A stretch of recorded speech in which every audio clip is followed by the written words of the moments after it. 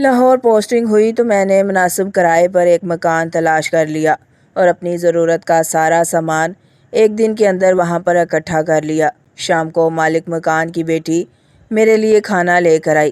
جیسے ہی اس نے میز پر کھانا رکھنے کے لیے ہاتھ آگے بڑھائے، اس کے ہاتھ پر ایک نشان دیکھ کر میں حیران رہ گیا، کیونکہ وہ نشان تو میری نوکری کی نوعیت کچھ ایسی تھی کہ کچھ عرصے کے بعد ہی میری پوسٹنگ کسی دوسرے علاقے میں ہو جاتی اور میں خانہ بدوشوں کی طرح کبھی اس شہر تو کبھی اس شہر یوں ہی زندگی گزار رہا تھا۔ مگر اس بار جب میری پوسٹنگ لاہور میں ہوئی، میں نے کچھ ایسا دیکھا جسے آپ سب کے ساتھ شیئر کرنا ضروری سمجھا۔ میرا نام علی امجد ہے، میں کراچی شہر کا رہنے والا ہوں۔ میں 2 بہنوں کا اکلوتا اور بڑا بھائی ہوں، کیونکہ میں اپنے والدین کا بڑا بیٹا ہوں۔ مگر پھر بھی میرے والدین نے میری دونوں چھوٹی بہنوں کی ذمہ داری مجھ سے پہلے ادا کرنا مناسب سمجھا، اور ویسے بھی میری نوکری کی نوعیت کچھ ایسی تھی کہ شہر شہر گھومتا پھرتا رہتا ہوں، اس لیے اپنی شادی کے بارے میں ابھی تک خود میں نے نہیں سوچا تھا۔ لہٰذا میرے والدین نے میری دونوں بہنوں کی شادی کر کے اپنا فرض ادا کر دیا۔ اس بار میری پوسٹنگ لاہور میں ہوئی تھی۔ چونکہ نوکری کی نوعیت ہی کچھ ایسی تھی، اس لیے میں اپنے ساتھ زیادہ سامان نہیں رکھتا تھا، سوائے لیپ ٹاپ اور کپڑوں کے۔ اس کے علاوہ جو بھی ضرورت کا سامان ہوتا میں وہیں جا کر خرید لیا کرتا تھا جہاں میری پوسٹنگ ہوتی تھی۔ لاہور جانے کے بعد سب سے پہلے میں نے اپنے لیے رہنے کا بندوبست کرنا تھا، لہٰذا میں نے کرائے کے مکان کی تلاش کے لیے دوڑ دھوپ کرنا شروع کر دی۔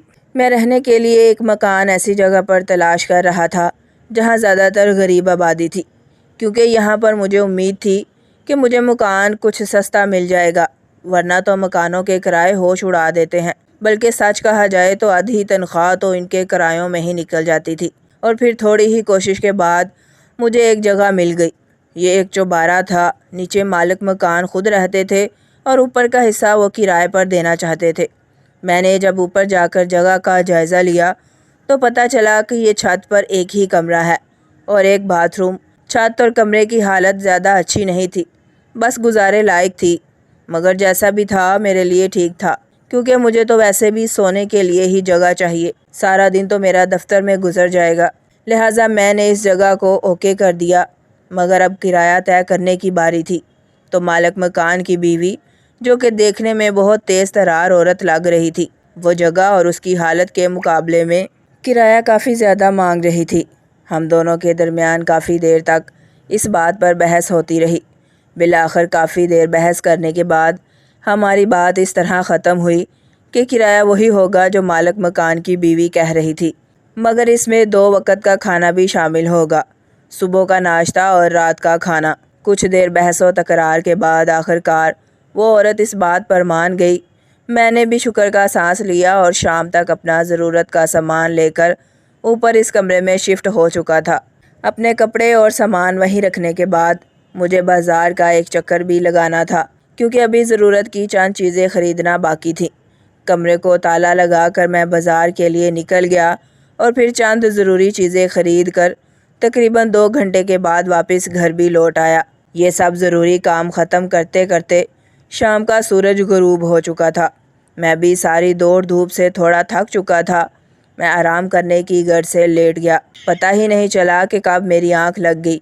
دروازے پر دستک سے میری آنکھ کھلی، دیکھا تو باہر دروازے پر ایک بچی کھڑی تھی اور اس کے ہاتھ میں ایک ٹرے پکڑی ہوئی تھی۔ غالباً مالک مکان کی بیوی نے میرے لیے کھانا بھیجا تھا۔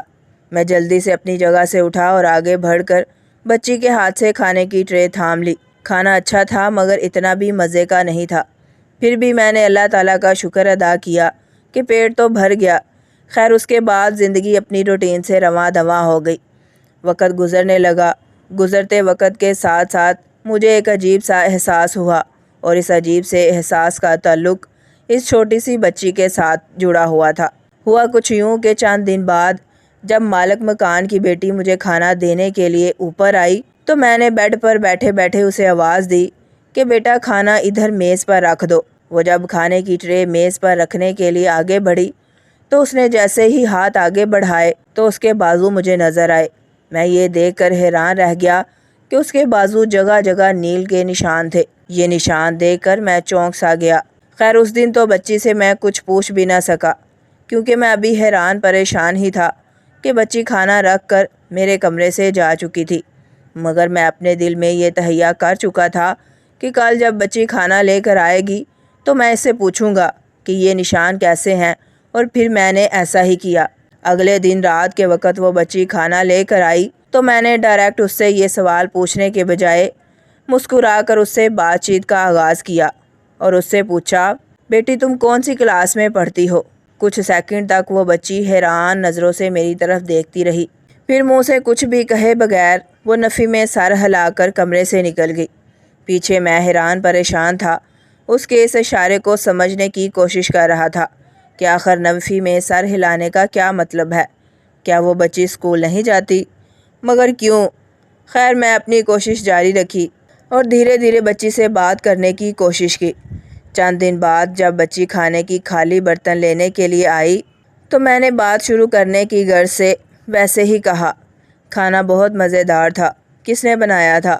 میری یہ بات سنتے ہی اس کے چہرے پر مسکراہٹ پھیل گئی اور وہ کہنے لگی، میں نے بنایا تھا۔ اس کی بات سن کر میں حیران رہ گیا کہ اتنی سی بچی نے کھانا کیسے بنایا؟ دیکھنے میں وہ 8 سے 10 سال کی معلوم ہو رہی تھی۔ میں نے حیران ہوتے ہوئے اس سے کہا، ارے تم تو بہت چھوٹی سی ہو، تم کھانا بنا لیتی ہو؟ میری بات سن کر وہ مسکرائی اور پھر کہنے لگی، نہیں میں چھوٹی نہیں ہوں، امی تو کہتی ہیں کہ تم بڑی ہو گئی ہو، میں پورے 13 سال کی ہوں۔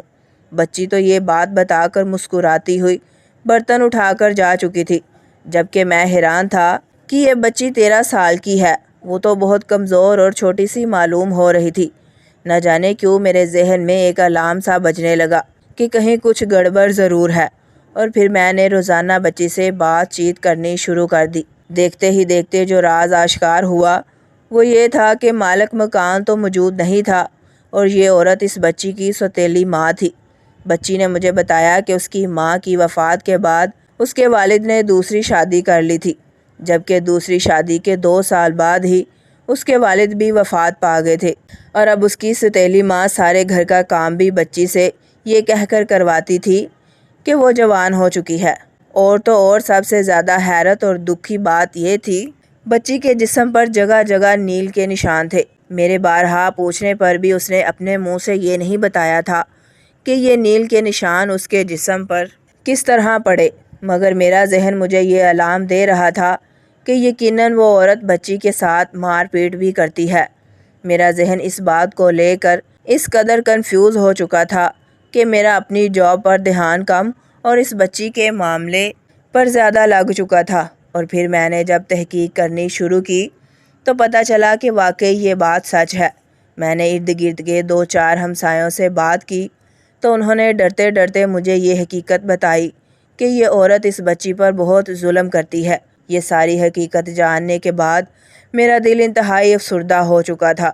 اب مجھے کسی بھی طور پر چین نہیں آتا تھا۔ ہر وقت میں یہی سوچتا رہتا تھا کہ میں اس بچی کو اس مصیبت سے کیسے باہر نکالوں۔ مالک مکان عورت بہت ہی شاطر اور تیز تھی، اس پر ہاتھ ڈالنے کے لیے مجھے کسی ثبوت کی ضرورت تھی، اور میں ہر وقت چوکنا رہتا تھا۔ اور پھر ایک رات مجھے یہ موقع مل ہی گیا۔ رات تقریباً 10 بجے کا وقت تھا کہ مجھے نیچے سے سسکیوں کی آواز سنائی دینے لگی۔ میں جلدی سے کمرے سے نکلا، نیچے جا کر صورتحال جاننے کی کوشش کرنے لگا تو یہ دیکھ کر میرا دم سا رک گیا کہ وہ عورت ایک مضبوط اور موٹی چھڑی کے ساتھ بچی کو پیٹ رہی ہے۔ بچی نے دونوں ہاتھ عورت کے آگے باندھے ہوئے تھے اور وہ مسلسل معافی مانگ رہی تھی اور رو رو کر کہہ رہی تھی کہ امی میں دوبارہ یہ غلطی نہیں کروں گی، مجھے معاف کر دیں، بس ایک بار مجھے معاف کر دیں۔ وہ بچی بری طرح سسک رہی تھی، مجھ سے یہ منظر دیکھا نہیں جا رہا تھا۔ میں فوراً اپنے کمرے کی طرف لپکا اور میں نے جلدی سے پولیس کو کال ملائی اور انہیں فوراً صورتحال بتا کر اس ایڈریس پر آنے کے لیے کہا۔ اس آبادی سے تقریباً 15 منٹ کے فاصلے پر پولیس تھانہ موجود تھا۔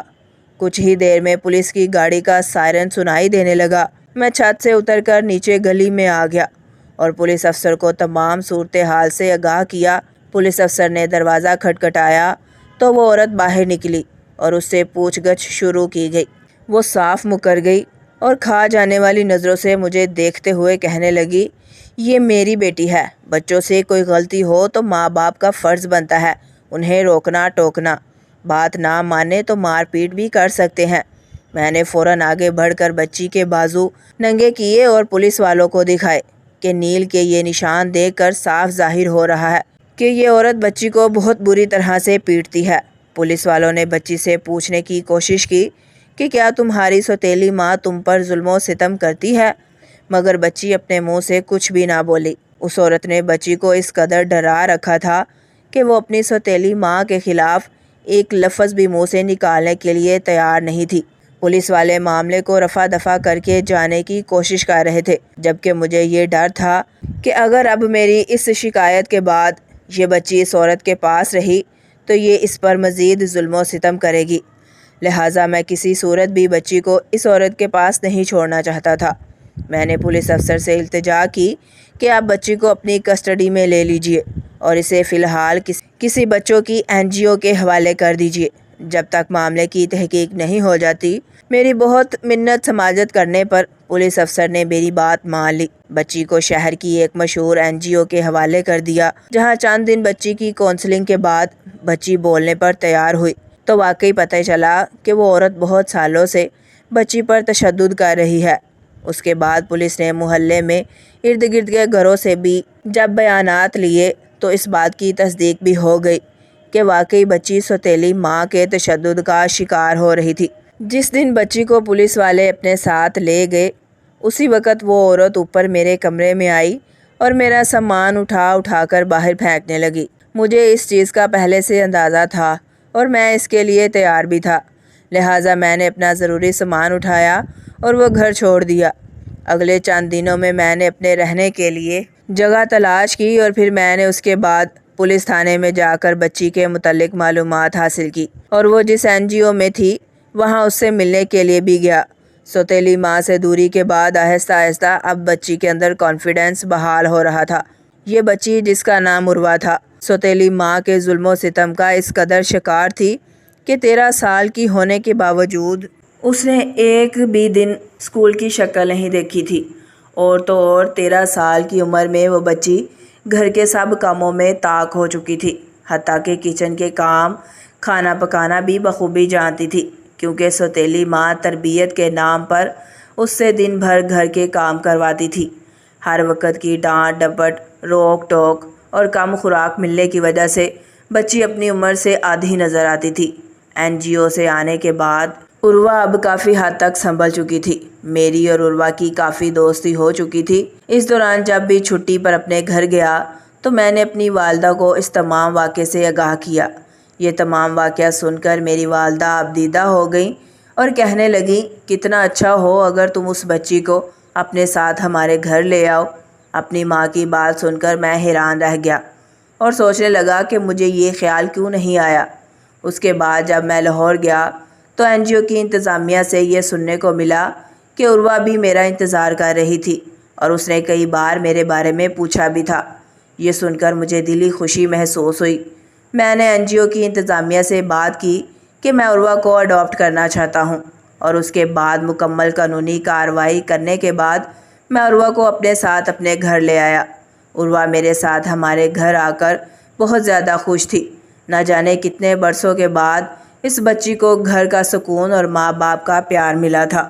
گھر آنے کے بعد میں نے عروہ کا ایک اچھے سے اسکول میں ایڈمیشن بھی کروا دیا تھا، اور یہی نہیں، میں نے اس معاملے کو یہیں پر ختم نہیں کیا، بلکہ میں نے اس NGO کی انتظامیہ اور وکیل کے ذریعے عروہ کے مرحوم والد کی چھوڑی ہوئی جائیداد میں سے قانونی طور پر اس کی سوتیلی ماں کے حصے کے بعد بچ جانے والا عروہ کا قانونی اور شرعی حق اس کے لیے محفوظ بھی کروایا، کیونکہ وہ مکان جس میں عروہ کی سوتیلی ماں رہائش پذیر تھی وہ عروہ کے والد کی پراپرٹی تھا۔ اس کے علاوہ بھی ان کی کچھ جائیداد تھی، اور یوں اس جائیداد کے کاغذات میں نے وکیل کی موجودگی میں NGO کے پاس امانتاً رکھوا دیے۔